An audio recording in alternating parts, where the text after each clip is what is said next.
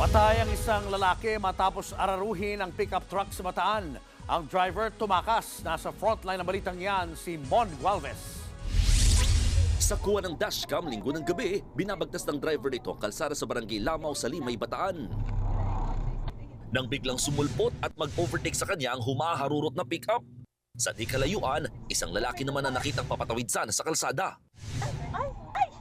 Pero inararo siya ng pickup, saka nagdire-diretso at hindi man lang huminto. Tumilapon at nasawi si Rasmo Alonto. Tinutugis pa ang driver.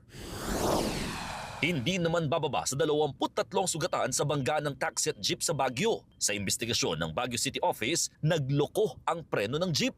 Maharap ang jeepney driver sa reklamong reckless imprudence resulting in multiple physical injuries and damage to property. Nagdulot naman ng traffic sa barangay Irisan sa Baguio City pa rin nang tumagilid ng truck na may kargang 1,000 sakong semento. Kwento ng driver, may biglang nag-counterflow na sasakyan at kumain ng linya. Kaya napapreno siya bigla hanggang sa tumagilid ng truck sa bigat ng karga. Wala namang nasaktan sa aksidente.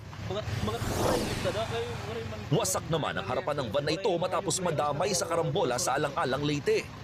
Base sa investigasyon ng PNP, sinubukang mag-overtake ng van sa kasabay niyang truck pero naputukan siya ng gulong kaya nawalan ito ng kontrol at sumalpok sa truck.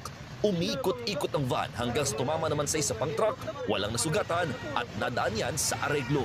Nagbabalita mula sa frontline, Mon Gualvez, News 5. Mga kapatid, Julius Babaw po. Iba na ang may alam at may pakialam sa panahon ngayon.